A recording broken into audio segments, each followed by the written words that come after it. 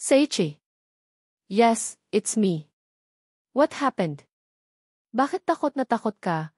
Puno ng pagtatakang tanong ni Seiichi sa babae saka dahan-dahang inalalayan ang baba para maupo sa swivel chair. Nanginginig ito sa takot ng mga sandaling iyon ay namumutla ang mukha. Bakit ka nandito? Saka anong nangyari? Bakit biglang nawalan nagdilim? Sunod-sunod na tanong ni Keiko sa lalaki. Laking pasalamat din niya dahil si Seiichi pala ang lalaking nasa labas ng opisina niya at hindi masamang tao. Ma'am, pasensya na po, nagro-roving po ako kanina nang mamatay ang kuryente, kaya hindi ko kayo narinig, hinging paumanhin ni Mang Lucio, ang security guard ng gusali. Doon lang napansin ni Keiko na naroon din pala ang security guard na si Mang Lucio. At marahil ito ang nagbukas ng pinto sa kanyang opisina, kaya nakapasok si Seiichi sa loob. Ano bang nangyari, Mang Nestor? Nawalan ba ng kuryente? Tanong ni Kik na bakas pa rin ang takot sa tinig ng mga sandaling iyon. Hindi ko rin po alam kung ano ang nangyari, ma'am. Pagbaba ko po sa basement, nakita kong nakababa na ang circuit breaker. Parang may sadya pong nagpatay, ani Mang Lucio na naguguluhan din sa nangyari. Buong pagtataka na nagkatinginan si Keiko at Seiichi. Hindi siya makapaniwala sa narinig. Kung ganon, maaaring ang may gawa niyon ay ang taong nagbanta sa kanya kanina lang. But how did that person get into her company and even go to the basement if Mang Lucio is the only one who holds the keys to all the rooms in the entire building? Paano nangyari yon, Mang Lucio? Di ba ikaw ang may hawak ng mga susi? Puno ng pagtatakang tanong niya sa lalaki. Pagdating ko po sa basement, Ma'am Keiko, nakabukas na po ang pinto. Pero nagtataka po ako kung paano niya na nabuksan nang hindi sinisira ang seradura. Sa tingin ko po ay may duplicate key siya. Paliwanag pa ni Mang Lucio. May iba pa bang maihawak ng duplicate key bukod sa inyo, Mang Lucio? Sabat naman ni Seiichi na kanina pa nakikinig sa usapan. Sandaling nag-isip si Mang Lucio hanggang sa may maalala ito. Si Alex Derrama po, sir. Siya po ang nakatokang maglinis ng basement kaninang umaga. Alex Derrama? Kunot noong napatingin si Keiko sa kaharap na lalaki. Bagong hire ba siya, Mang Lucio? Ngayon ko lang kasi narinig ang pangalan niya. Kahit papaano, hindi man lahat pero karamihan sa mga empleyado ni Keiko ay kilala niya at alam niya ang mga pangalan. Kaya naman alam din niya kung may bagong pasok sa kanya kumpanya. Opo, ma'am. 1 linggo pa lang siyang nagtrabaho bilang janitor. Mabait naman po si Alex. Masunurin at hindi nagrereklamo kaya nagustuhan din po siya ng Easy. Naghihinala ka ba na sinadya niyang patayin ang main switch? Usisa naman ni Seiichi kay Keiko. Bumuntong hininga si Keiko. Wala naman siyang maisip na rason kung bakit gagawin nito iyon. At saka ayaw din niyang magbintang nang wala siyang sapat na pruweba na ito nang ang may gawa ng insidente. Marahang umiling si Keiko sa mga kausap. Not really. Nagbabakasakali lang ako na baka napatay niya nang hindi sinasadya ang switch. Imposible po yun, Ma'am Keiko, saad ni Mang Lucio. Bakit naman, Mang Lucio? Kunot noong tanong ni Seiichi sa lalaki. Napakamot na lang sa ulo si Mang Lucio na para bang nag-aalinlangan kung sasabihin o hindi. Ano po kasi kanina pa po siya nakauwi. Wala na pong ibang tao sa kumpanya kanina, kundi tayo na lang pong dalawa, Ma'am Keiko. Hindi maintindihan ni Keiko kung bakit nanayo ang balahibo niya sa mga narinig kay Mang Lucio. Kung hindi ang bagong janitor ang may gawa niyon, sino pa ang ibang maihawak ng duplicate key? Baka na nga kaya ito ng taong may galit sa kanya? Gusto ba siya nitong takutin at bigyan ng babala? Are you okay? Untag ni Seiichi kay Keiko nang mapansin para bang takot na takot ito. Kanina pa siya nagtataka sa inaasal ng babae. Sa pagkakakilala niya rito, hindi naman takot sa dilim ang babae pero bakit kanina ay nanginginig ito sa takot? At bakit hindi siya nito pinagbuksan ng pinto at bigla na lang itong nagtago nang makitang naroon siya sa labas? Fine, nanginginig ang boses na sagot ni Keiko sa lalaki. Gulong-gulo ang isip niya ng mga sandaling iyon at hindi niya alam kung paano magre-react. Lihim na lang na bumuntong hininga si Seiichi. Alam niyang hindi ito sasabihin ni Keiko sa kanya dahil ito ang klase ng babaeng ayaw na pinag-aalala ang ibang tao. Okay then. I'll just get some water, just a moment, paalam niya saka nagtungo sa mini-kitchen ng opisina nito. Pwede ka nang umalis, Mang Lucio. Pacheck na lang po ulit ang paligid dahil baka nasalisihan tayo, ani Keiko na yakap-yakap ang sarili. Okay po, Ma'am Keiko. Tumalikod na si Mang Lucio at lumabas ng opisina. Ngunit walang kaalam-alam ang kawawang security guard na nasa loob pa ng gusali ang taong may pakana ng lahat. Nang makaalis si Mang Lucio ay saka lang naalala ni Keiko na damputin ang cellphone para i-check kung may text message siya mula kay Neves, pero katulad kanina ay nanlumo siya nang makitang wala man lang itong paramdam sa kanya. Bumuntong hininga si Keiko dahil nag-uumpisa na rin siyang mag-alala para kay Neves. Ang sabi nito ay 15 minutes lang ay naroon na ito, pero bakit halos isang oras na ang nagdaan ay wala pa rin ito? Here, pakli ni Seiichi na nagpabalik sa naglalakbay na isipan ni Keiko. Pilit siyang umiti sa lalaki kahit pasari-saring tanong ang naglalaro sa kanyang isipan ng mga oras na iyon. Thank you, anang Keiko sabay abot ng basong hawak nito at inisang lagok ang laman yon. Are you okay? Di ko alam na takot ka pala sa dilim, Keiko, wika ni Seiichi na himig nagbibiro. Masyado na kasing mabigat ang atmosphere ng mga sandaling iyon, kaya gusto niyang pagaanin kahit nakaunti. Samantala, dahil hindi pwedeng sabihin ni Keiko ang totoo kay Seiichi, dahil ayaw niyang mag-alala ito, kaya naman nag-isip na lang siya ng dahilan. Nga eh. Ngayon ko lang din nalaman na takot pala ako sa dilim, ganting biro naman ni Keiko sa kapilit tumawa. Ngunit dahil kilalang-kilala siya ni Seiichi, kaya alam ng lalaki na nagsisinungaling lang ito. Pero pinili na lang niyang tumahimik dahil alam niyang may rason ang babae kung bakit ayaw nitong sabihin ang totoo sa kanya. Bakit ka nga pala nandito? Bago ako umalis, hindi na tayo nagkita. Iniisip ko tuloy na baka isinusumpa mo na ako, ani Kiko. Umiti ng tipid si Seiichi bago nagsalita. Bakit naman kita isusum? Alam ko namang simula pa lang noong una, mahal mo pa rin si Neves Dawson. Ako lang itong mapilit sa'yo.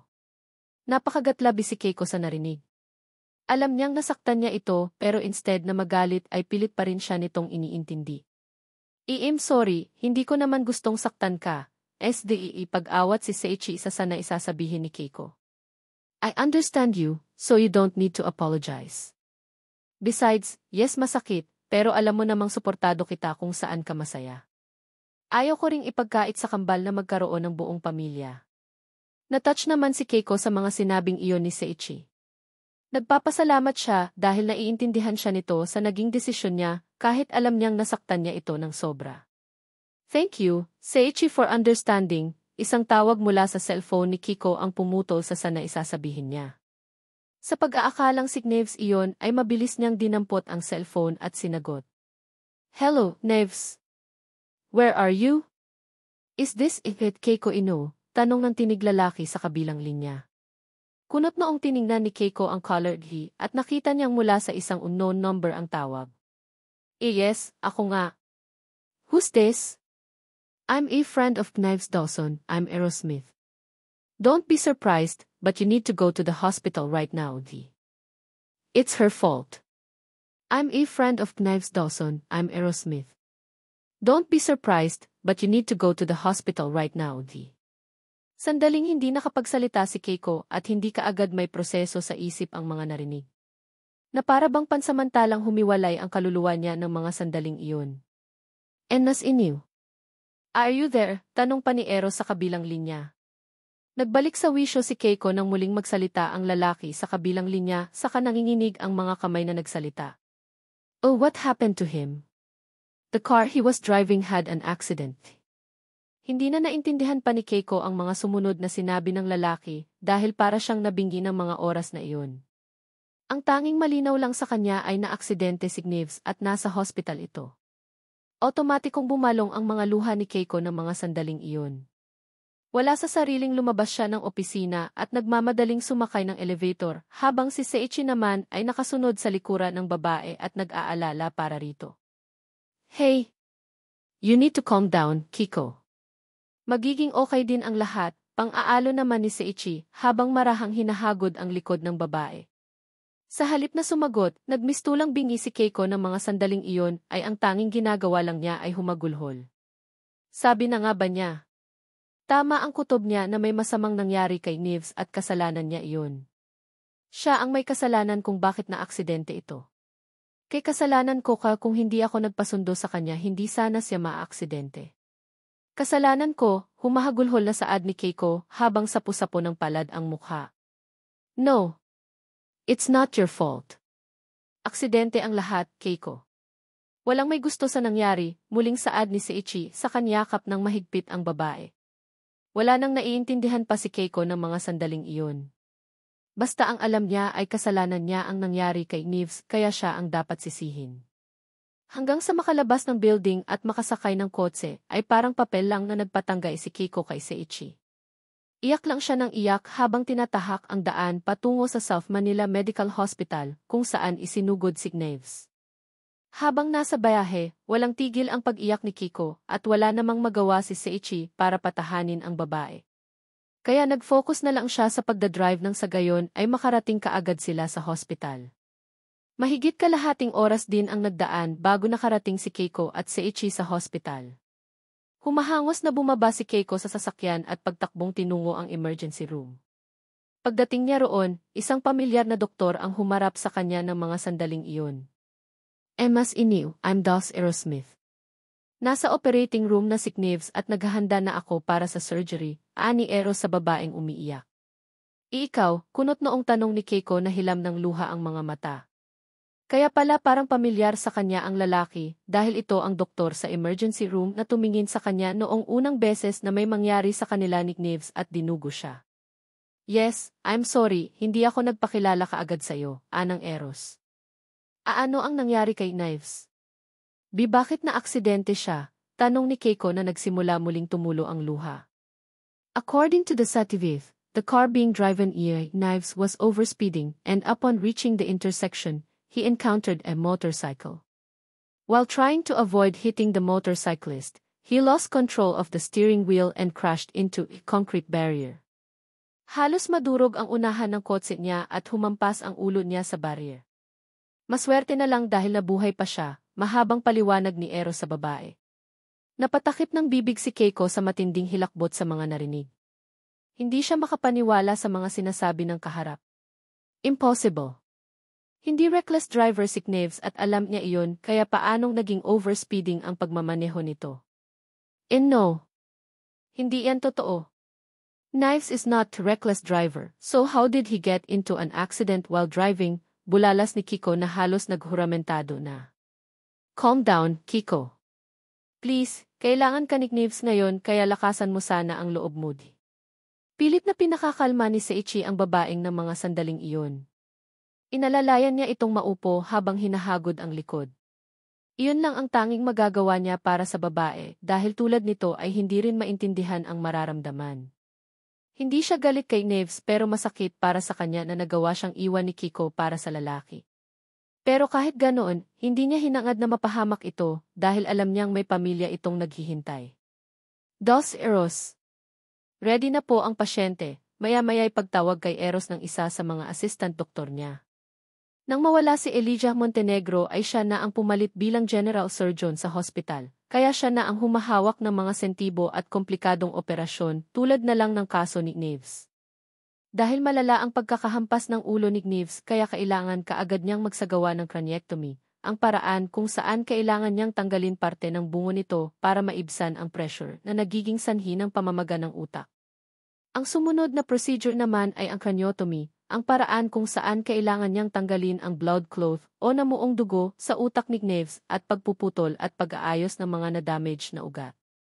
At ang huli ay ang borehole drainage na kung saan kailangan niyang mag-drill ng maliliit na butas sa bungo ni Neves para maalis ang pressure na dulot ng fluid buildup, gaya ng dugo o cerebrospinal fluid, at i-drain ito. Nakadalasang ginagamit para gamutin ang mga kondisyon tulad ng chronic subdural hematomas. Maging si Eros hindi makapaniwala na sinapit ni Neves ang ganoong aksidente, pero dahil doktor siya, ay hindi dapat siya magpadaig sa emosyon dahil kailangan niyang magawa ang trabaho ng maayos. Ipinapangako niya sa sariling gagawin niya ang lahat para mailigtas ito sa tiyak na kapahamakan. You need to calm down, Ms. Iniw.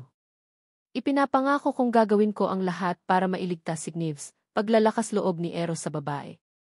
Pero kailangan mong maging handa sa magiging posibilidad na pwedeng sapitin ni Neves. Oh, what do you mean? Umiiyak pa ring tanong ni Keiko.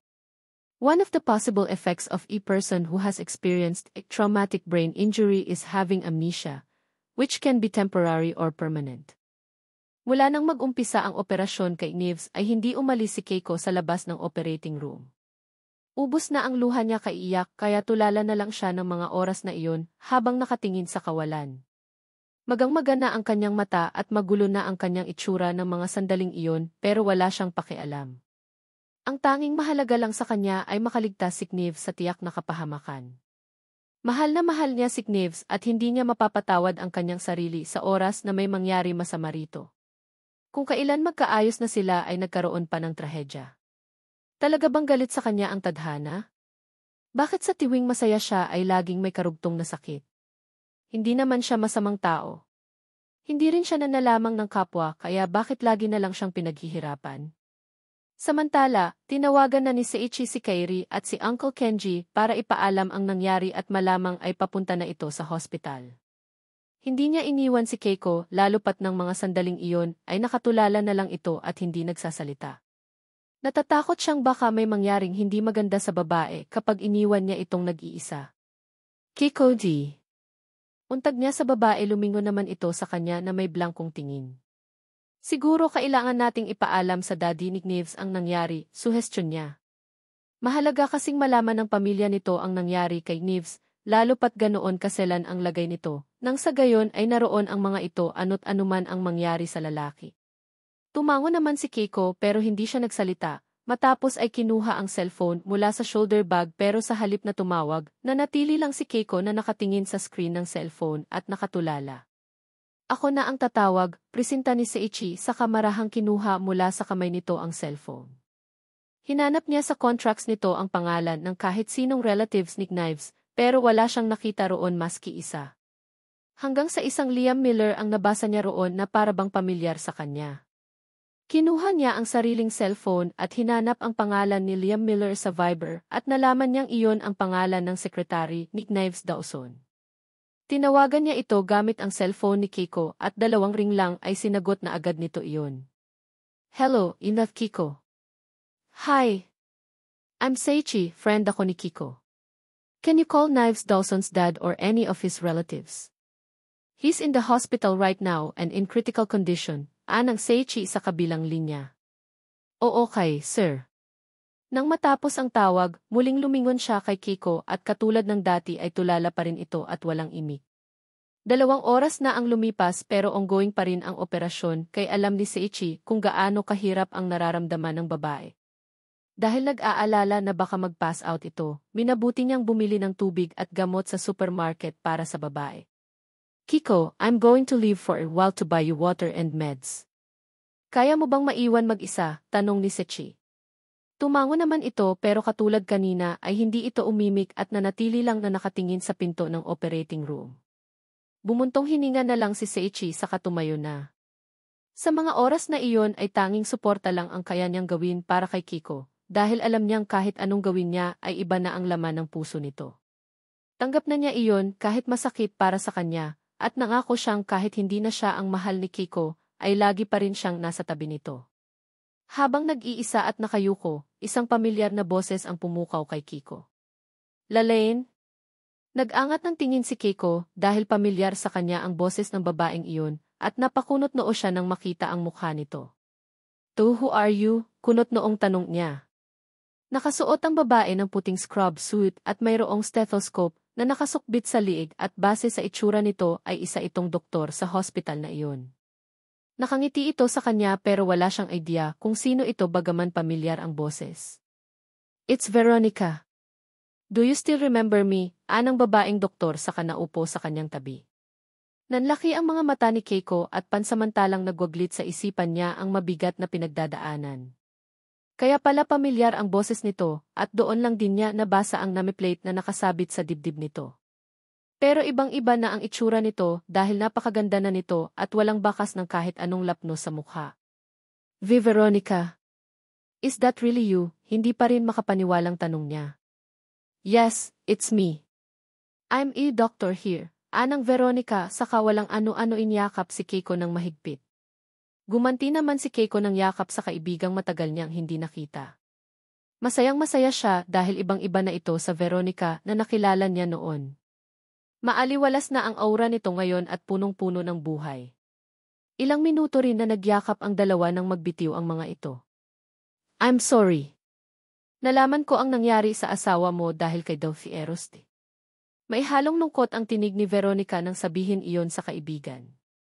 She never thought that after a long time without seeing Lalaine, they would meet again under tragic circumstances. Nang muling maalala ni Keiko ang problemang kasalukuyang kinahaharap ay muli siyang napayakap kay Veronica at humagulhol ng iyak. It's my fault. Kaya kung hindi ko sinabing sunduin niya ako, hindi sana siya mapapahama. Marahan namang hinagod-hagod ni Veronica ang likod ng kaibigan. It's not your fault, okay? Hindi mo ginusto ang nangyari.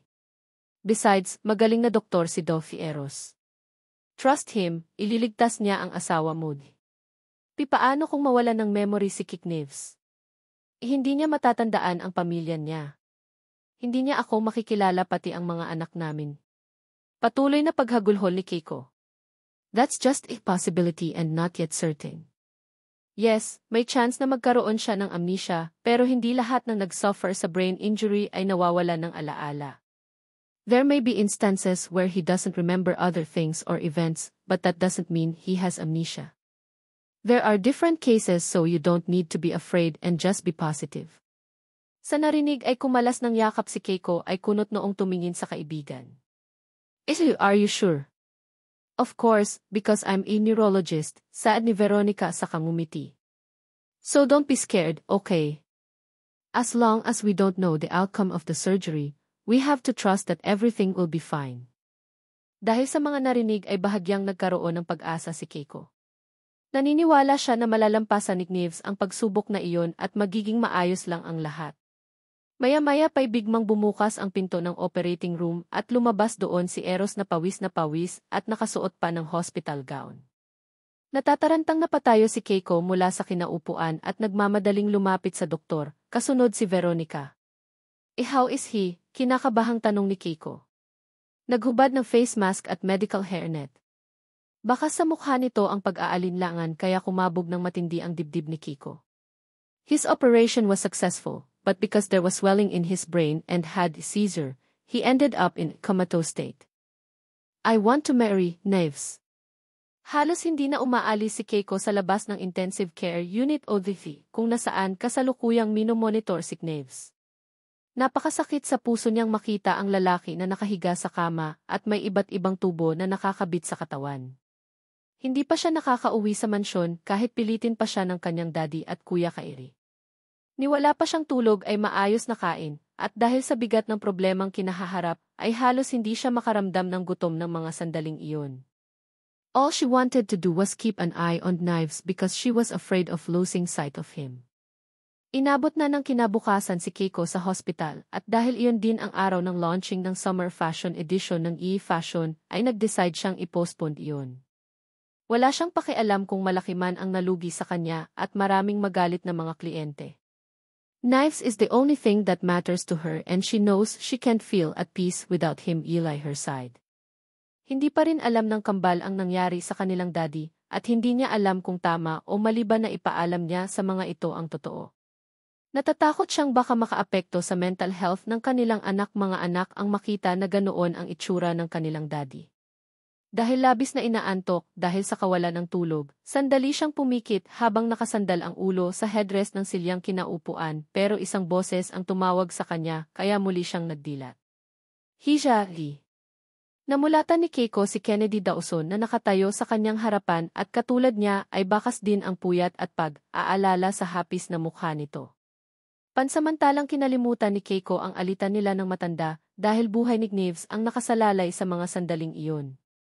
Mr. Dawson, sagot niya sa kaakmang tatayo sana pero sumenyas itong huwag na at saka naupo sa tabi niya. Sa palagay ko, kailangan mo nang magpahinga, Hija. Kagabi ka pa naririto ang walang maayos na tulog. Baka makasama sa'yo iyan, anang Kennedy na bakas ang concern sa boses. No, I'm okay, kaya ko pa. At saka baka hanapin ako ni Knives pag magising siya, mariing pagtanggi ni Keiko sa kausap. I spoke to E.A. Smith. He said it will be a while before Knives regains consciousness. If he's lucky, he might wake up in less than a month, pagbabalita niya na ikinalumo ni Kiko. Kaya tatanungin kita, paano ang mga anak mo? Paano ang trabaho mo? Paano ang kalusugan mo? You know is my son very well. I know you know that Knives will not be happy to see you so miserable, dagdag pa ni Kennedy Dawson. Hindi kumibo si Keiko at nanatili lang na nakayuko. Alam niyang may punto ang sinasabi ng matanda, pero hindi talaga niya kayang iwan si Knives sa ganoong sitwasyon dahil binabagbag siya ng konsensya. Maaaring wala siyang kasalanan sa nangyari pero siya pa rin ang dapat sisihin sa lahat. I know you're doing this because you feel guilty about what happened to Knives, but don't torture yourself. Kailangan mong maging malakas dahil may mga anak ka pang naghihintay sa'yo. Don't worry about Knives because I'm here. Pinagsisisihan ko na ang lahat ng kasalanang nagawa ko sa inyong dalawa, kaya hindi ko siya iiwan at ipapaalam ko kaagad sa'yo pag nagising na siya. Nanatiling hindi kumibo si Keiko kaya naman bumuntong hininga na lang si Kennedy at saka tumayo na. I'll be right there in the hospital lounge if you need me, Hija. Tumalikod na si Kennedy at lihim niyang hiling na sana lang ay makinig na ang babae dahil nag-aalala siya na baka ito naman ang magkasakit. Nang makaalis naman si Kennedy ay nag-decide si Keiko na muling pumasok sa dahil bawal ang bisita sa loob niyon kaya naroon lang ang mga bantay sa batas at naghihintay. Nagsuot siya ng hospital gown, face mask at medical hairnet bago pumasok sa loob ng EV, nang sa gayon ay maiwasan ang pagpasok ng infeksyon sa loob kwarto. Nurse, pwede bang maiwan mo muna kami sandali? Pakiusap ni Kiko sa nurse na nakatokang magbantay kay Knives ng mga oras na iyon. Okay po, ma'am. Mabilis na lumabas ang nurse sa pero nanatili itong nagbabantay sa labas niyon. Nang makaalis ang nurse ay naupo si Keiko sa silyang katapat ni Knives. Marahan niyang kinuha ang kamay ito ay dinala sa kanyang labi. Muli siyang napahagulhol nang makita ang kaluno-lunos na itsura ng lalaki. May benda ito sa ulo at puno ng halos at pasa ang mukha at buong katawan. Knives, please gumising ka na. Mahal na mahal kita. I don't know how I can live without you. I am sorry. Please, don't leave me, baby. Paano ang mga anak natin kapag nawala ka? Kaya gumising ka na dahil magpapakasal pa tayo kahit sa ang simbahan, right? I'm going to arrange our wedding so wake up because won't let you go anymore, T.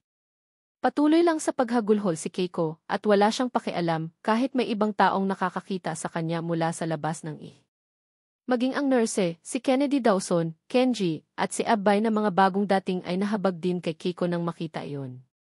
Nagsisisi na si Kennedy sa mga nagawa niya sa anak at kailalain, kaya lihim niyang isinusumpa sa sarili na sa oras na magising ang anak ay makikipag-ayos na siya rito at ipapaubaya na niya ang pamamahala ng kumpanya sa nag-iisang anak. Nang lumabas si Keiko sa ay patakbo siyang sinalubong ni Abay saka mahigpit na niyakap ng kaibigan. Bro, I'm sorry, ngayon lang ako nakapunta. Kayang-kaya mo yan, bro. Gagaling si Knives at malalampasan niyo ang pagsubok na to, T. Hindi sumagot si Keiko at sa halip ay umiyak lang ito ng umiyak. Marahan namang hinagod-hagod ni Abay ang ulo ng kaibigan ng mga sandaling iyon. Naiiyak na rin siya dahil kung kailan nagkita ang dalawa at nagkamabutihan, saka naman nangyari ang trahedyang iyon. May ilang minuto rin bago tumigil sa pag-iyak si Keiko hanggang sa pagsinghot-singhot na lang ang maulinigan sa babae. Okay ka na, bro? Tanong ni Abay sa kaibigan. Basa ng luha na humarap si Keiko sa kaibigan at sinabing, I want to marry, Knives. Gusto kong ayusin ang kasal namin as soon as possible. Plan. I want to marry, Knives. Gusto kong ayusin ang kasal namin as soon as possible. Sa narinig ay napabulalas ng iyak si Abay dahil walang kasiguruhan kung magigising pa si Knives, pero heto ang kaibigan niya at handa pa ring pakasalan ang lalaki. Hindi niya kayang sabihin iyon sa kaibigan dahil alam niyang masasaktan ito, kaya wala siyang nagawa kundi umiyak na lang para sa sakit na naranasan ng best friend niya. Are you sure? Umiiyak pang tanong ni Abay. Yes. Buo na ang loob ni Keiko. Hindi niya alam kung paano pero gagawin niya ang lahat para ikasal sila ni Knives. At kung sakali mang dumating ang time na makalimutan siya nito dahil sa amnesia ay gagawin niya ang lahat para maalala muli nito. Hindi naman nakaligtas ang sinabing iyon ni Keiko sa pandinig si Kenji at Kennedy. Hindi maintindihan ni Kennedy kung ano ang magiging reaksyon niya sa sinabing iyon ng babae, Pero isa lang ang alam niya, nahahabag siya kay Keiko ng mga oras na iyon. Samantala, sa kauna-unahang pagkakataon ay naging madilim ang anyo ni Kenji dahil sa sinabi ng anak. Hindi niya hahayaan na matali ang anak niya sa lalaking walang kasiguruhan kung magigising pa. Ayaw niyang maghintay at umasa ang kanyang anak sa lalaki dahil bilang ama ay natatakot siyang masaktan ito. No, I won't agree, sabat ni Kenji sa usapan ng dalawa. Dahil doon ay maang na napatingin si Keiko sa kanyang daddy. Dad, hindi makapaniwalang tanong ni Keiko. Dahil alam ni Kenji na seryoso ang anak sa gusto nitong gawin, kaya tinapat niya ito, kahit pa alam niyang masasaktan ito ng sobra. Bakit ka magpapakasal sa taong hindi mo alam kung magigising pa? Nang marinig iyon ay napatakip ng bibig si Keiko dahil hindi siya makapaniwala sa sinabi ng kanyang daddy. Hindi ito naging kontra sa mga gusto niya, kundi ngayon lang kaya nabigla siya ng husto. No, bulalas ni Keiko sa kanyang daddy. Knives will wake up and we will get married. Bulalas ni Keiko habang umiiyak sa kamabilis na tumakbo palayo. Lalain, wait, sigaw naman ni Abay sa kamabilis na sumunod sa kaibigan. Pinagtitimginan na sila ng mga nakakasalubong sa hospital dahil pareho silang umiiyak ng mga sandaling iyon. Hanggang sa isang kamay ang humatak sa kanyang braso at pagtingin niya ay si Kairi iyon na seryoso ang anyo. Ako na ang kakausap sa kanya. Pero, bakas ang pag-aalala sa mukha ni Abay para sa kaibigan dahil alam niya kung gaano ito nasasaktan ng sobra. Don't worry, I'm her kuya. She will listen to me, ani Kairi sa babae. Wala namang magawa si Abay kundi mapatango na lang okay, explain mo sana sa kanya ang lahat ng malinawan siya. Maging si Abay ay sang-ayon din sa sinabi ni Uncle Kenji. Walang kasiguruhan kung magigising pa si Knives o kung maaalala pa nito ang kanyang kaibigan. Kaya alam niyang magiging napakahirap para sa best friend niya kapag matuloy ang kasal. I will. Matapos niyon ay tumalilis na si Kairi at sinundan ang direksyon kung nasaan ang kapatid. Naabutan niya itong nakaupo sa mini garden sa likod ng hospital. Nang makita siya ni Keiko ay para itong bata na nagsusumbong habang umiiyak. Kuya Kairi, si Daddy. Nanginginig ang boses na wika ni Keiko sa kayumakap sa kanyang kuya at humagulhol. Bumuntong hininga na lang si Kairi sa kamarahang hinagod-hagod ang likod ng kapatid. Nasasaktan siya para kay Keiko dahil alam niya kung gaano kahirap ang pinagdadaanan nito. But he admits na sang-ayon din siya sa sinabi ng kanilang daddy. Hindi nila alam kung kailan magigising si Knives or worst baka hindi na nga. Paano na lang ang kanilang kapatid? They don't mind if their youngest sister really loves Knives Dawson, but since they also love her, their only wish is for the best for her. Lively, it's okay. Umiyak ka lang, sis. Nandito si kuya para sa'yo, pang-aalo ni Kairi sa kapatid. Patuloy lang sa pag-iyak si Keiko nang walang tigil, habang si Kairi naman patuloy lang sa paghagod ng likod nito. Hinayaan lang niya na maglabas ng sama ng loob ang kapatid nang sa gayon ay maibsan ang bigat ng dibdib nito. Hanggang sa ilang sandali pa ang malakas na paghagulhol ni Keiko ay napalitan ng pagsinghot-singhot. Nagpunas ng luha si Keiko at saka namamaga ang matang humarap sa kanyang kuya Kairi. Kuya, is it wrong if I want to marry Knives despite his situation? Tanong ni Keiko sa paos na tinig. Namamalat na ang kanyang lalamunan kaiiyak kaya ganoon siya magsalita. Masuyong humiti si Kairi sa kapatid bago sumagot. It's not his sin to marry the person you love, but you have to consider the circumstances. Isa tandang bawas isa, know that kuya, pero natatakot akong mawala si Knives sa akin. Paano na ako pag wala siya? Paano na ang mga anak namin? Natatakot akong mawalan sila ng ama, puno ng hinanakit na lintanya ni Keiko. So you need to be strong for Knives. If you want to get married, you need to trust that he will get better. Lagi mo siyang kakausapin at sabihin mong naghihintay ka sa pagbabalik niya, pagpapayo ni Kairi. Paano kung hindi na siya magising, puno ng takot na tanong ni Keiko. Kailangan mong magtiwala at maniwala na lumalaban siya para mabuhay. Dahil bukod sa'yo, wala nang gagawan yon para sa kanya. Samantala, dahil nasa hospital si Knives, ay kailiyang pansamantalang naiwan ang namamahala ng kumpanya. Malaki ang tiwala sa kanya ng boss niya sa kaya hinding-hindi niya sisirain ang tuwa nito. Bukod sa kumpanya, isa pa sa pinagkakaabalahan niya ay ang pag-imbestiga tungkol aksidenteng nangyari sa kanyang boss. Malakas kasi ang kutob niyang may foul play sa nangyari. Matapos kasing interviewin ng pulis ang motorista, muntik nang makabangga ng kanyang boss, ay natagpuan itong patay sa gilid ng kalsada sa Antipolo. Malamang dahil sumablay ito sa tangkang pagpatay kay Neves, kaya pinarusahan ito ng pinatay ng mga nag-utos. Ipinapangako niyang gagawin niya ang lahat para malaman ang kung totoo ang kanyang haka-haka. Aalamin niya kung ang mga kaaway ng kanyang boss ang may pakanan yon o si Mr. Zhao, lalo pat alam niyang kumikilos na itong muli. Habang nag-aasikaso ng mga papeles na kailangan ng pirma ni Mr. Dawson, isang tawag ang natanggap ni Liam. Nang makitang ang detective iyon na inupahan niya para mag-imbestiga, ay kaagad niyang sinagot ang tawag. Yes, detective. Hello, Mr. Miller. Nakuha ko ang TV footage sa intersection kung saan nangyari ang aksidente. Naisend ko na sa email ninyo pagbabalita ng lalaki sa kabilang linya. Okay, thanks. Dali-daling pinatay ni Liam ang tawag at kaagad nagtungo sa harap ng laptop at binuksan ang files ay ipinadala ni Detective Lee. At ganoon na lamang ang gulat niya nang makita kung sino ang taong naroon bago mangyari ang aksidente sa kanyang boss. Makikitang palingalinga ito sa paligid na parabang maihinihintay at nang dumaan ang motorista ay sandaling nag-usap ang mga ito. Nang makitang papalapit na ang sasakyan ng kanyang boss, ay saka naman pinaharurot ng lalaking nakamotorsiklo ang sinasakyan nito na naging dahilan para bumangga sa concrete barrier ang kotse nito. Hope. Kahit mahirap at napakasakit, sinikap ni Keiko na bumalik sa normal ang buhay. Isang linggo nang nasa hospital si Neves at katulad ng dati ay wala pa ring pagbabago sa lagay nito. Kahit parang dinudurog ang puso ni Keiko, kapag naiisip ang lakaki ay pinilit niyang magpakatatag para sa mga anak. Pinilit niyang bumalik sa trabaho kahit madalas ay tulala lang siya at umiiyak lang siya mag-isa. At the mansion, she always pretends to be okay and smiles in front of her children. But the truth is that her heart feels like it's breaking because she's afraid that they'll be orphaned at a very young age. Mom, are you okay? Lelvi, are you crying? Nagbalik sa wisyo si Keiko nang marinig ang malambing na boses na iyon. Pagbalik niya ay nakita niyang si Kaiser ang nakatayo sa kanyang harapan at puno ng pagtataka ang gwapong mukha. Lalo sumasakit ang kanyang dibdib sa tiwing nakatingin sa anak dahil kamukhang kamukha ito ni Neves. No. I'm not crying, anak, pagtanggi isa Keiko sa kaumiling-iling.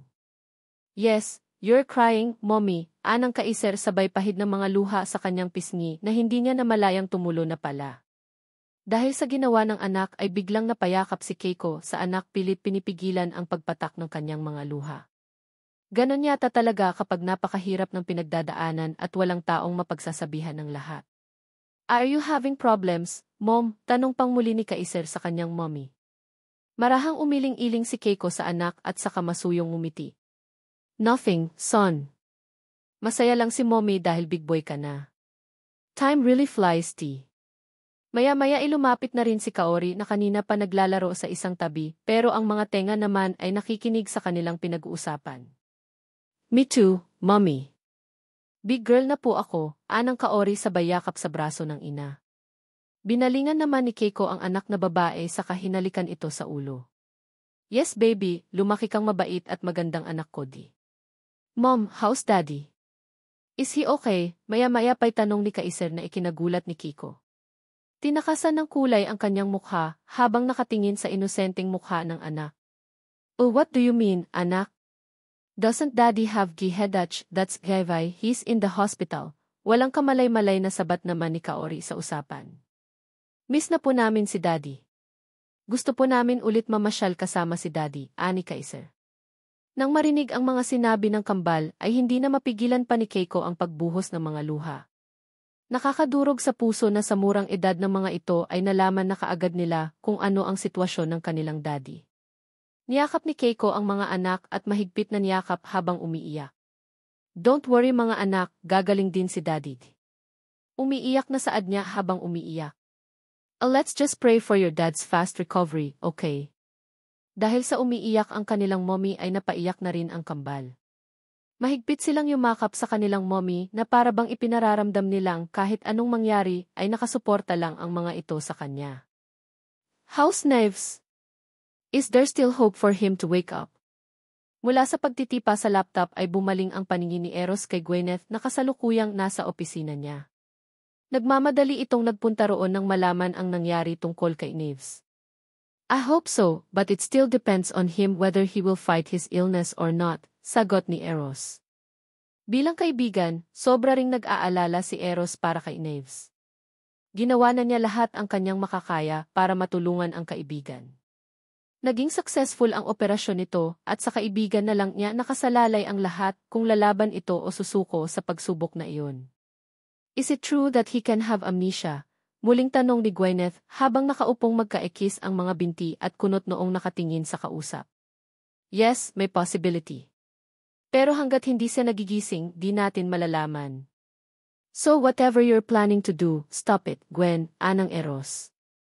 Nahulaan na niyang may pinaplano na naman ang babae dahil after all these years ay hindi pa rin ito tinitigilan ang paghahabol kay Neves. What? I have no intention of doing anything, tugon ni Gwyneth na nakangiti ng matamis. But just thought, if Knives ever loses his memory, this is the best chance for me to introduce myself as his fiancé, right? Nang marinig ni Eros ang sinabi ng babae ay tuluyan na niyang ihininto ang ginagawa at hinarap ang babae. Talaga bang di mo titigilan ang dalawang iyon? When will you accept the truth that Knives will never like you, Gwen? Kailangan ni Eros na sabihin iyon kahit alam niyang masasaktan niya ang babae dahil iyon naman talaga ang totoo. She thought that after so many years of Knives ignoring her, she would stop, but it turned out that she still didn't give up on being like Knives. Napatiimbagang si Gwyneth nang marinig iyon pero sa halip na ipakita na nainsulto siya sa sinabi nito ay ngumisi siya. And until now, you still haven't given up on wanting me to like you. What? Natigilan si Eros sa narinig. Really? Isn't it true? I know you've liked me since college, nakataas ang mga kilay na sagot naman ni Gwyneth. Sa pagkakataong iyon ay si Eros naman ang nagtiimbagang. Ngat may gusto siya kay Gwyneth noon pero simula noong malaman niyang si Knives ang gusto nito ay itinigil na niya ang nararamdaman. But now, kaibigan na lang talaga ang turing niya para rito dahil may isang babae siyang nagugustuhan. There is no clear relationship between him and that woman, but he is happy to be with her and talk to her. When he is tired from a long day's work, her smiles lighten his feelings. But he doesn't know if she also has feelings for him or if she just considers him a friend. Well yes, may gusto nga ako sa'yo noon. Pag-amin ni Eros. Puno ng confidence naman na napangiti si Gwyneth sa narinig at tila ba proud na proud ito sa sarili. Pero hindi na ngayon ni. Dugtong ni Eros na ikinabura ng ngiti ni Gwyneth. Because no man likes someone like you who is so selfish. You only think about yourself and you don't care if you hurt other people's feelings, ani Eros. Maya-maya pa'y naputol ang pag-uusap ni Eros at Gwyneth nang isang malakas na katok ang nagmumula sa pinto ng kanyang opisina. Come in. Bukas yan. Humahangos naman na pumasok ang nurse at baka sa mukha ang pagkataranta. Si Eros, ang pasyente na si Mr. Grayson ay nag-seizure. Putya, bulalas ni Eros saka nagmamadaling tumayo at tumakbo palabas ng opisina. Sa isang pasyente na nakoma, napakadelikado na nag-seizure ito dahil maaari itong mauwi sa pangmatagalang unconsciousness o maaaring mauwi sa pagkamatay. House Evason, Hijo. Puno ng pag-aalala si Kennedy para sa anak nang makatanggap siya ng tawag mula kay Eros na nag-seizure ang kanyang anak. He knew that was very dangerous for someone in a coma because there was a high chance that their unconsciousness would last for a long time or could lead to death. He's fine, Uncle Kennedy. His blood pressure went up, which caused him to have a seizure, but he was given medication right away, so his GE is back to normal, ani Eros sa matanda. Nang marinig iyon ay nakahinga ng maluwang si Kennedy at saka lumapit sa anak at saka hinawakan ang kamay nito. Napakasakit sa kanyang puso na makitang nasa ganoong kalagayan ang kanyang anak. Samantalang siya itong marami ng kasalanang nagawa sa sariling anak at sa ibang tao ay hindi pa rin mamatay-matay. Lubos niyang pinagsisisihan na naging malupit siya sa anak. Masyado siyang naging manipulative kaya iniwan siya nitong mag-isa. Pero kahit ganoon, proud siya sa kanyang nag-iisang anak dahil kahit walang tulong niya o ng kahit anong koneksyon niya ay nakatayo ito sa sariling mga paa. Nahihiya siya sa kanyang sarili dahil wala siyang ibang inisip kundi ang sarili niya. Napakasama niyang anak at naging makasarili siya, kaya dating anak niyang masunurin ay lumayo ang loob sa kanya. Pati si Lalain na kaisa-isang babaeng pinakamamahal nito ay nagawa niya ng masama. Noon kasi, akala niya ay alam niya ang lahat ng bagay na magpapabuti sa kanyang anak sa kanilang negosyo. Nabulag siya sa kagustuhan na matupad ang pangarap niyang magkaroon ng mga apo na kaya niyang kontrolin at gawing tau-tauhan. He didn't even think about his son's feelings and forced him to marry a woman he didn't love. So even though he is not worthy of being heard by the Lord God because of the sins he has committed, he prays that he will heal his beloved son. At bilang kapalit ay magbabago na siya at hihingi ng kapatawaran sa mga taong nagawa niya ng masama. Maiwan ko na muna kayo, Uncle Kennedy. Kailangan ko pa pong mag-rounds sa iba pang mga pasyente, magalang na paalam ni Eros sa matanda. Ayaw man niyang aminin, pero nakikita niyang hindi pa kitang tao ang pag-aalala na nakikita niya sa matanda. Mukhang nagsisisi na ito sa mga kasamaang nagawa nito sa kanyang kaibigan. Sana lang ay magkaayos na ito dahil bukod kay Lola Mathilde, ito na lang ang natitirang pamilya ni Knaves. Okay. Maraming salamat, Hijo, ani Kennedy sa kabahagyang ngumiti. Tuluyan nang tumalikod si Eros nang marinig iyon at nagtuloy-tuloy ng labas. Naiwan naman si Kennedy na tahimik na naupo sa tabi ng anak at lumuluha. Mahal na mahal niya ang kanyang anak dahil ito lang ang tanging alaala ng kanyang yumaong asawa. Kung pwede lang niyang ipalit ang buhay niya para sa kanyang anak ay gagawin niya dahil kung pati ito ay mawala pa ay mas gugustuhin na lang niyang sumunod sa kamatayan. Samantala, habang nakatayo sa labas ng AFE ay kitang-kita naman ni Kiko ang makabagbag damdamin na pag-iyak ni Kennedy Dawson sa harap ng walang malay na anak mula sa glass window. And because of that, she now believes that the old man has changed and is now repenting for the sins he committed against Knives and her. Dahil naiiyak na rin, minabuti ni Keiko na maupo muna at hintayin ang paglabas ng matanda. Gusto niyang bigyan ng oras si Kennedy Dawson na makasama nito ang anak. Kagagaling lang niya sa trabaho at pagkalabas ay sa hospital na agad niya dumiretso. According to Veronica, who called her earlier, Knives had a seizure due to high blood pressure. But Dawson Smith was able to provide immediate treatment, so his blood pressure has now returned to normal. Sobra siyang nag-aalala nang malaman iyon at halos liparin na niya ang kalsada para makapunta roon sa sobrang pag-aalala. As before, there was still no visible progress with Knives, but she still hoped that when he woke up, everything would be fine between them. Mahal na mahal niya si Knaves at tulad ng advice ng kanyang kuya Kairi, hihintayin niya itong magising at pagkatapos ay iayain na niya itong magpakasal.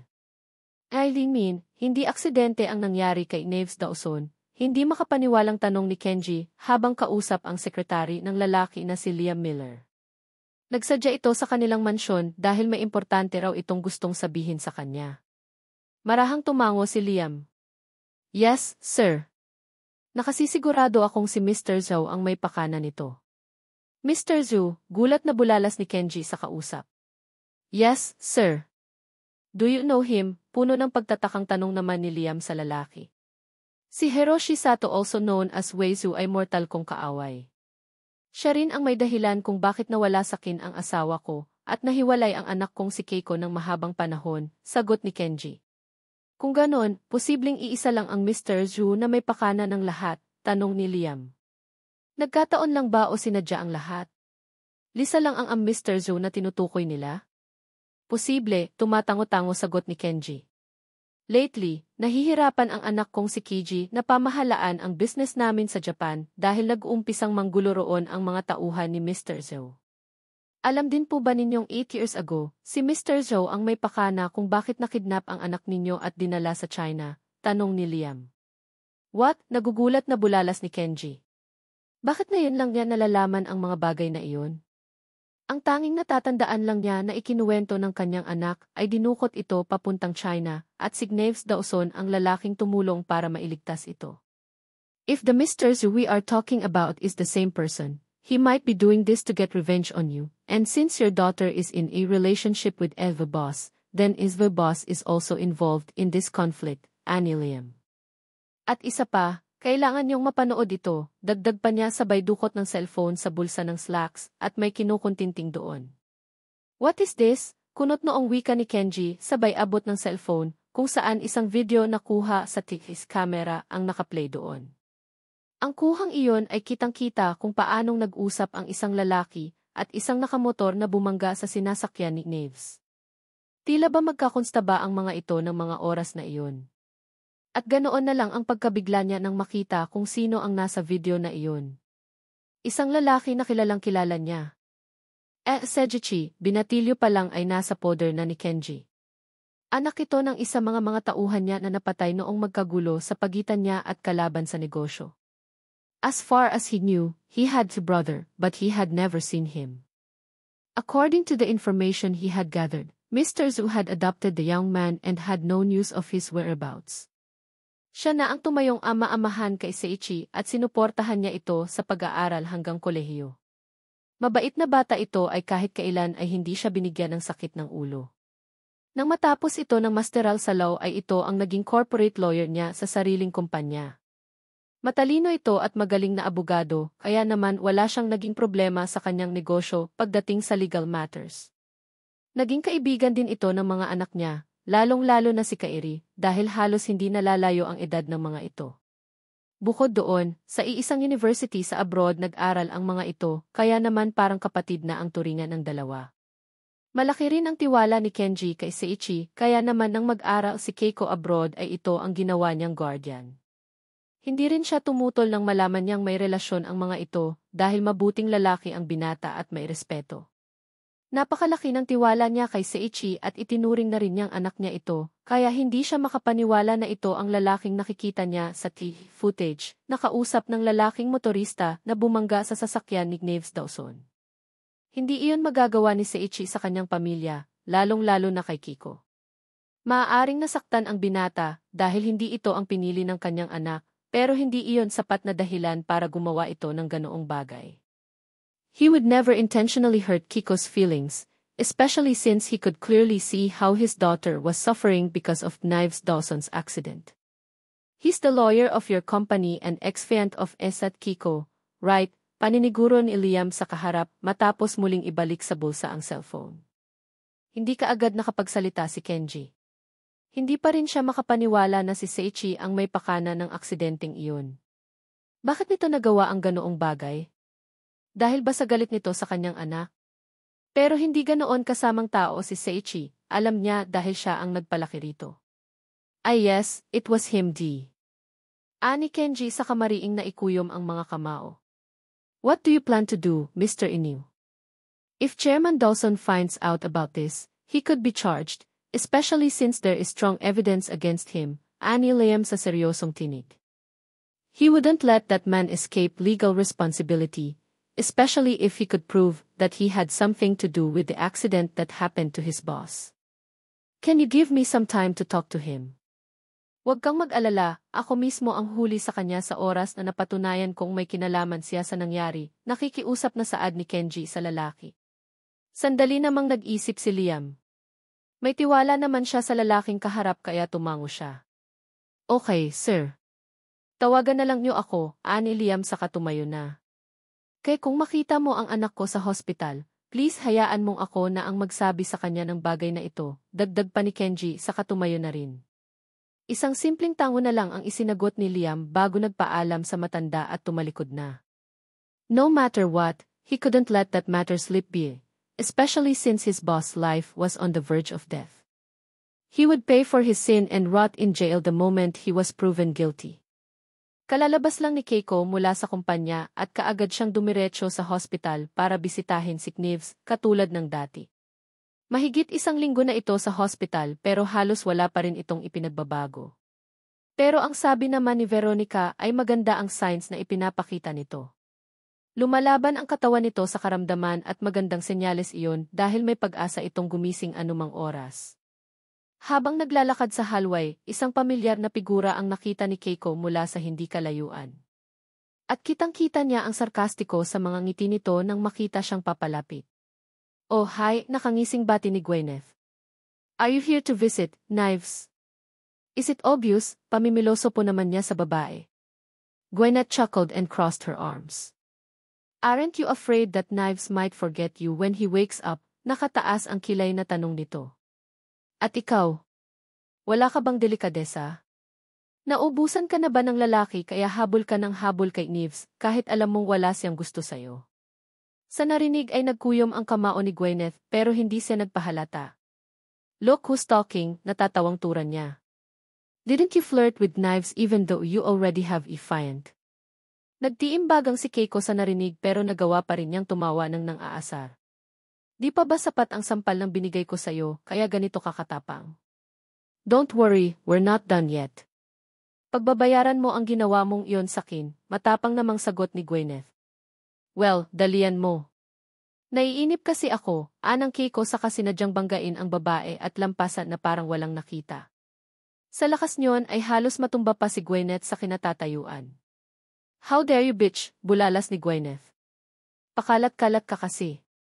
Napagkamalan tuloy kitang basura, pamimiloso pong sagot ni Keiko sa katuloy-tuloy lang sa paglalakad.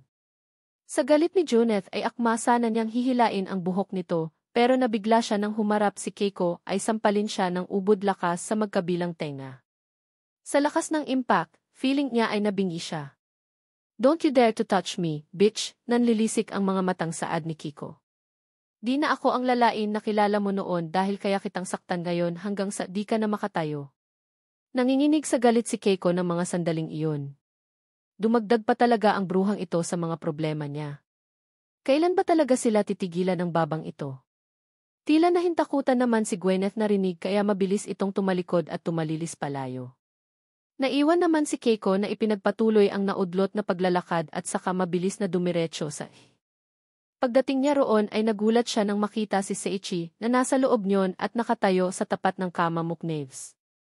Malapad ang ngiti nito na ipinagtaka niya ng husto. Masaya ba ito habang nakatingin kay Knives? Nang mapatingin si Seiichi sa gawin niya ay bakas ang matinding gulat sa mukha nito, sa kaalanganing ngumiti sa kadumiretso ng labas. Anong ginagawa mo sa loob, si? Kunot noong tanong ni Keiko sa lalaki. Really? Masama bang kumustahin ang boyfriend mo? Gusto ko lang masigurong humihinga pa siya gusto kong i-check kung maayos ang oxygen niya. Para kasing nahihirapan siyang huminga kanina, sagot ni Seiichi sa kangumiti. Hindi naman maintindihan ni Keiko kung bakit pakiramdam niya ay kakaiba ang ikinikilos ni Seiichi. May problema ka ba, si? Tanong ni Keiko sa lalaki. Me? No. I'm totally fine. Pero curious lang ako sa isang bagay. What is it? Kunot noo pa ring sagot ni Keiko. What if Knives dies, is there chance you'll come back to me? What if Knives dies, is there chance you'll come back to me? Napakunot noo si Keiko sa sinabing iyon ng lalaki. Ano bang sinasabi mo? Naguguluhang tanong niya. Pansin din niyang parang iba ang aura ni Seiichi ng mga sandaling iyon. May kakaiba sa mga mata nito habang nakatitig sa kanya na hindi niya mawari. Pakiramdaman niya ay ibang-iba ito sa Seiichi na matagal na niyang kilala. Nothing, umiling-iling na sagot ni Seiichi. You said the way, ay pumasok ka na sa loob.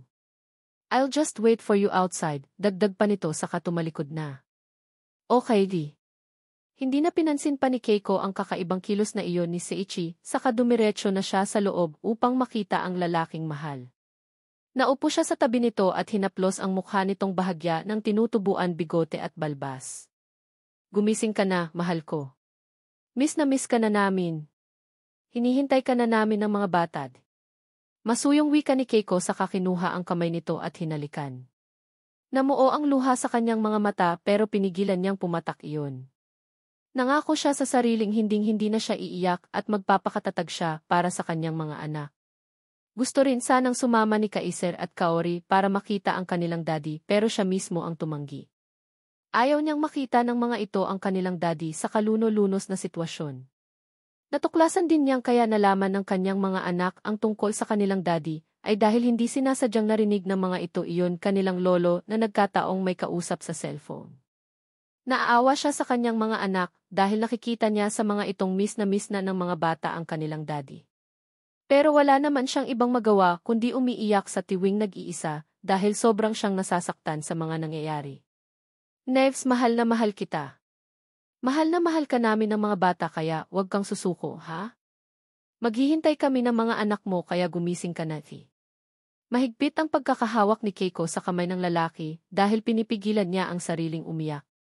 Miss na niya si Knives. Miss na niya ang boses nito, ang tawa, mga pang-aasar, at sweet gestures. Napakahirap maghintay sa isang taong walang kasigurado kung babalik pa pero hanggat nakikita niyang lumalaban si Knives ay magiging matatag din siya. Nanatili pa ng ilang minuto si Keiko sa loob ng EFI bago naalala na naghihintay sa kanya si Seiichi sa labas. Naisip niyang baka may importante itong sadya sa kanya kaya nagpa siya siyang lumabas muna. Balak kasi niyang magtagal pa ng ilang oras sa hospital para makasama si Knives at bantayan.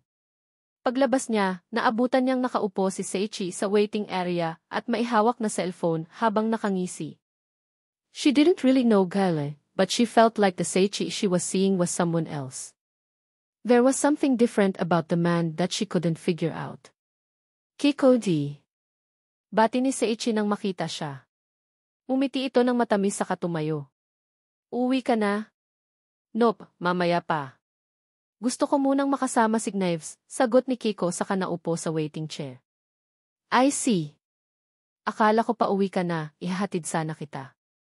Naupo rin si Seiichi sa bakanting upuan hindi kalayuan sa pwesto niya, pero napansin ni Keiko na malikot ang kamay nito at para bang hindi mapakali. It's fine, ani Keiko sa kaseryosong hinarap ang lalaki. Feeling kasi niya ay may gustong sabihin ito sa kanya ng mga sandaling iyon. May sasabihin ka ba si? Nang marinig iyon ay sumeryoso ang anyo ng lalaki. Do you want to know what really happened to Knives Dawson that night? Umahon ang kaba ni Seiichi sa sinabing iyon ng kaharap. Oh, what do you mean? Anong totoong nangyari ang sinasabi mo? He had an accident, right? No, that wasn't an accident, it was intentional. Nanlaki ang mga mata ni Keiko ng mga sandaling iyon habang nakatingin sa lalaki. Sinadya? Paanong sinadya? At sino naman kaya ang gagawa noon? If you want to know what really happened to Knives Dawson, come with me. I'll tell you everything, anang Seiichi. What do you mean? Hindi nagpunta si Seiichi riyan? But he said he had work to do in Japan, kunot noo at puno ng pagtatakang tanong ni Kenji sa anak na si Kiji sa kabilang linya. Yeah. He was supposed to be here the other day, but he still hasn't arrived, anang Kiji na bakas ang stress sa boses. Napuno ng pagtataka si Kenji matapos marinig iyon. Noong isang araw pa nagpaalam ang lalaki na pupunta ito ng Japan dahil may importante raw itong aasikasuhin sa kanilang kumpanya. Pero bakit wala ito roon? Hindi pa ito nakakausap ni Kenji tungkol sa natuklasan niya at ang plano sana niya ay kumprontahin ito pagbalik.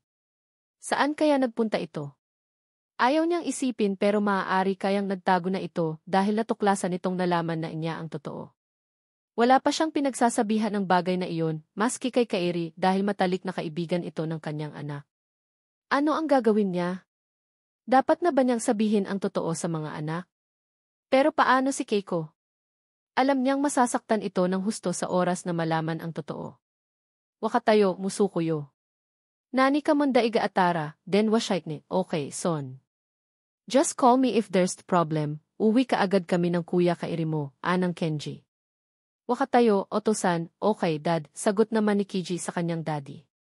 Matapos ang pag-uusap na iyon ay pinatay na rin si Kenji ang tawag, pero isang text message ang natanggap niya kay Kiko ng mga sandaling iyon. Dad, malalate ako ng uwi.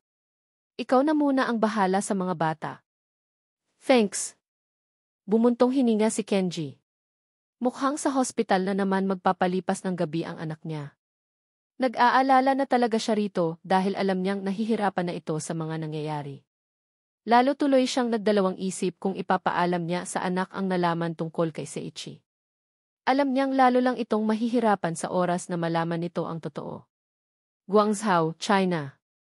Who the hell are you? Ano bang kailangan mo sakin? Bulalas ni Seiichi habang nagpupumiglas.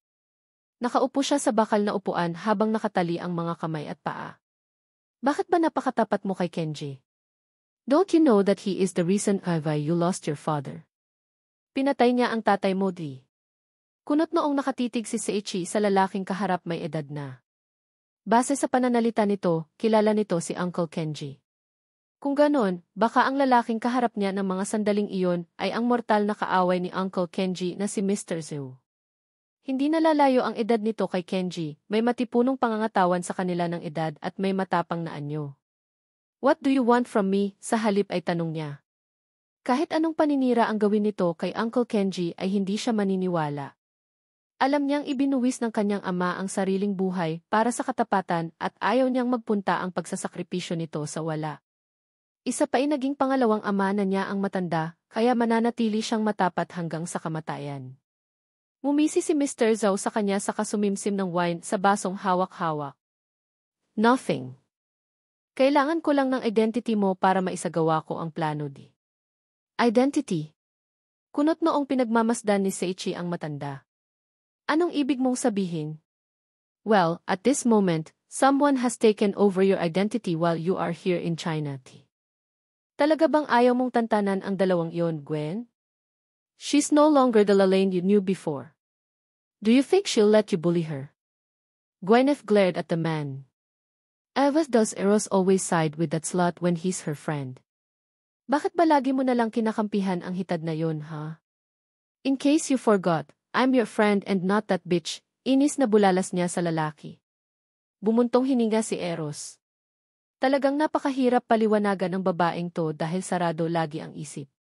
Bakit ba napakatigas ng ulo mo? Of course, I'm concerned about you because I'm your friend. But I won't tolerate your wrongdoings.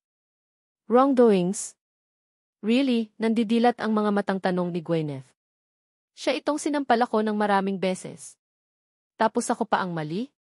Knives and I had a good relationship before that woman came. He even promised to marry me, didn't he? But everything went sour because of that bitch. Bulalas pa ni Gwyneth na nanlilisik ang mga mata sa galit. But he never loved you and you know that, Gwendy. Don't care. I know he'll learn to love me too when we get married, matigas pa ring sagot ng babae. Ganon naman talaga sa umpisa. Sa una ay hindi niyo mahal ang isa't isa, pero habang tumatagal na nakakasama at nakikilala mo ang isang tao ay eventually, mahuhulog din ang loob ninyo. Talaga bang naniniwala ka na mamahalin ka ni Knives? Well, sorry for you but he only sees you as his younger sister, since you grew up together and your families are friends, anang Eros. Wala siyang pakialam kung nakakasakit na siya ng damdamin ng babae. Pero bilang kaibigan ni Knives at Gwyneth, kailangan niyang prangkahin ito.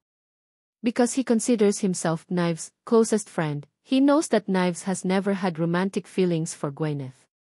He only considers her as a friend and a younger sister and nothing more.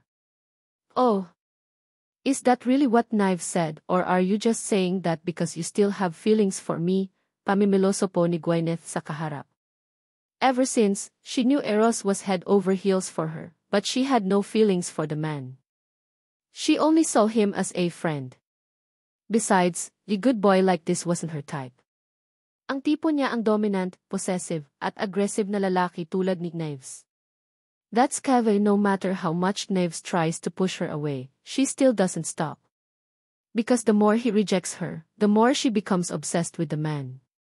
Kaya kahit ano pa ang sasabihin sa kanya ni Eros, hinding-hindi siya titigil hanggat hindi niya naaagaw si Knives sa hitad na iyon.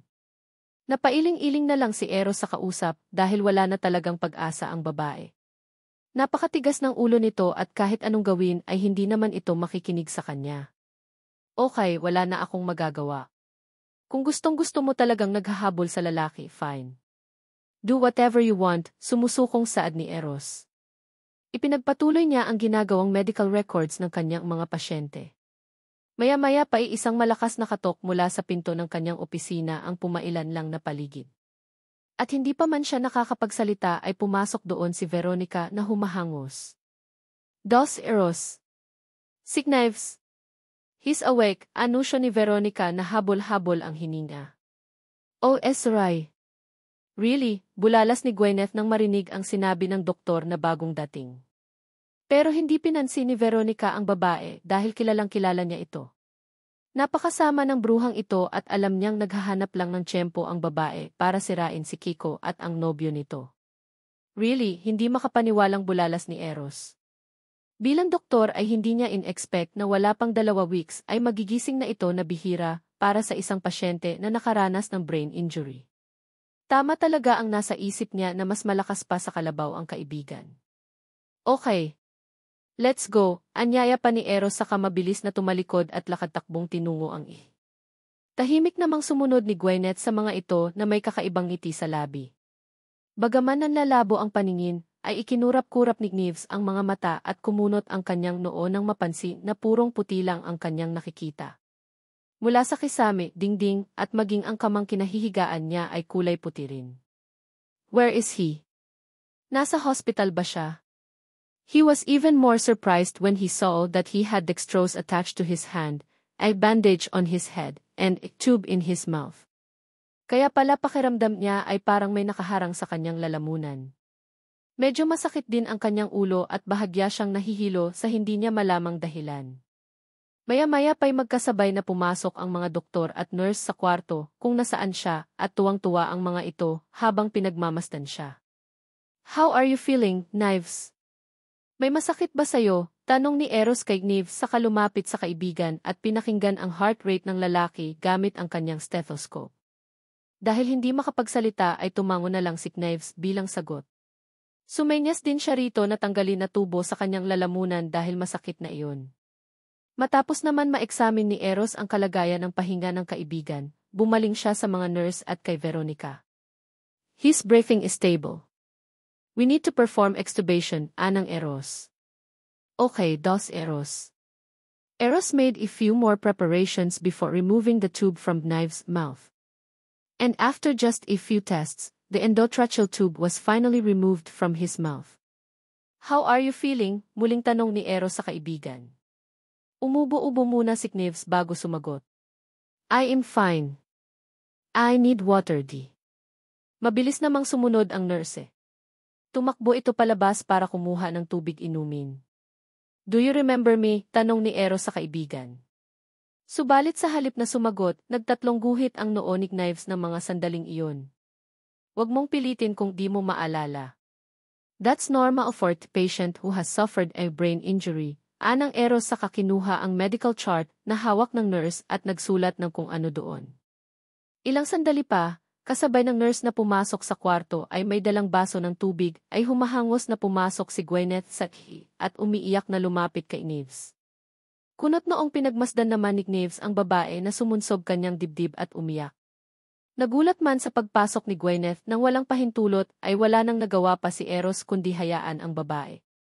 Isa pa, hindi pa nila sigurado kung nawala ba ang alaala ni Knives kaya gusto niyang obserbahan ang magiging reaksyon nito. Knives, baby. How are you? Do you remember me, ha? Umiiyak na bulalas ni Gwyneth habang mahigpit na yakap-yakap si Knives. Nagkatinginan naman ng makahulugan ang mga naroon, bakas ang pagtataka sa mukha. Maliban kay Veronica na matalim ang tingin na ipinupukol kay Gwyneth. Gusto niyang hilahin ang buhok nito at bigyan ng mag-asawang sampal nang sa gayon ay matauhan ito sa kahibangan. I'm so worried. I thought I was going to lose you, patuloy pa ring paggawa ni Gwyneth. Tunay din ang luha na kanyang inilalabas ng sa gayon ay mas maging kapanipaniwala para kay Knives ang drama niya. Gwen, hayaan mo munang magpahinga si Knives. Nanghihina pa siya at kailangan ng pahinga, awat naman ni Eros sa babae. Sandaling hindi kumibo si Knives at kunot, noo lang na nakatingin sa babaeng nakasubsob sa kanyang dibdib. Lahat ay nakikiramdam sa susunod na mangyayari. Pawang nag-aabang sa magiging reaksyon nito. Maya-maya ay nagulat si Gwyneth nang marahan siyang itulak ni Knives at puno ng disgusto siyang tiningnan. What the hell are you doing? Paos at malamig nitong tanong kay Gwyneth at saka bumaling kay Eros. Where's Kiko? I want to see her.